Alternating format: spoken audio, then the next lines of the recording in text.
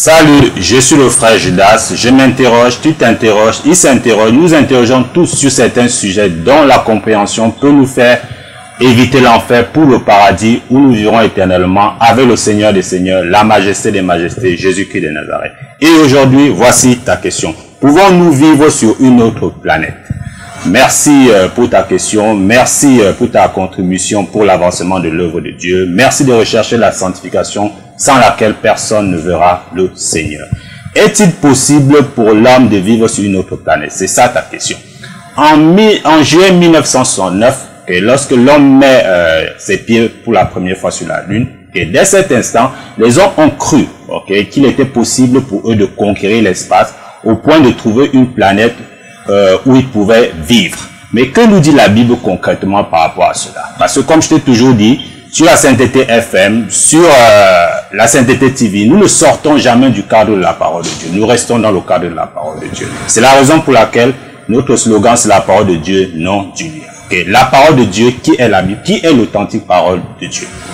Les hommes peuvent-ils vivre sur une autre planète? La Bible ne parle pas d'autres planètes.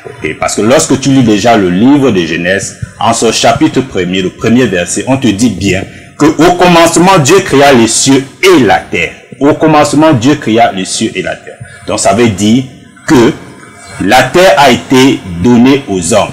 C'est parce que, comme déjà le psaume 115, 16 te le précise déjà. Les cieux sont les cieux de l'Éternel, mais il a donné la terre au Fils de l'homme. Dieu a donné la terre au Fils de l'homme. Donc il ne nous appartient pas de chercher à savoir ce qui se passe dans d'autres planètes. Parce que déjà la Bible n'en parle pas. Je dis bien, la Bible n'en parle aucunement. Parce que la terre, déjà je tiens à te signaler, c'est sur la terre que l'homme a été, que la poussière qui a permis de former l'homme a été prise.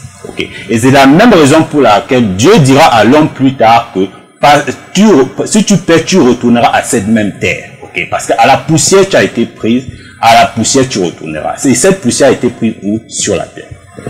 Donc c'est normal que tu m'aies envoyé cette question parce que aujourd'hui lorsque tu regardes des documentaires à la télé, on va te dire qu'on a trouvé de l'eau sur Mars, on va te dire ce qui se passe sur Vénus, mais la Bible malheureusement ne parle pas d'une autre planète si ce n'est la Terre. Et si cela un seul instant était possible, qu'est-ce que cela signifierait? Que toute la Bible est fausse.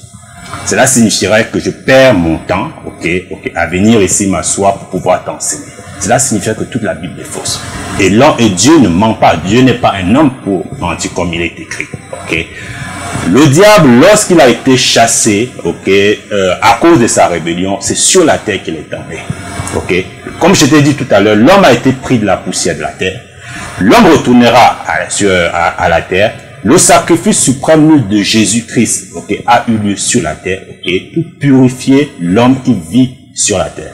L'enlèvement aura lieu sur la terre, la tribulation aura lieu sur la terre, le millénaire aura lieu sur la terre et le paradis aura lieu sur la terre. Donc tu comprends qu'il n'y a aucune possibilité pour l'homme de vivre sur une autre planète. La Bible sera alors fausse. Merci d'avoir envoyé ta question. Si tu as d'autres questions, je t'invite à nous envoyer ça sur notre adresse email la sainteté 1 comme le chiffre 1 @gmail.com. C'est toi qui fais l'émission. Ce sont tes questions qui font l'émission. Merci infiniment pour ta contribution. Que Dieu te bénisse au nom du Père, du Fils et du Saint-Esprit, au nom puissant de Jésus de Nazareth. Amen.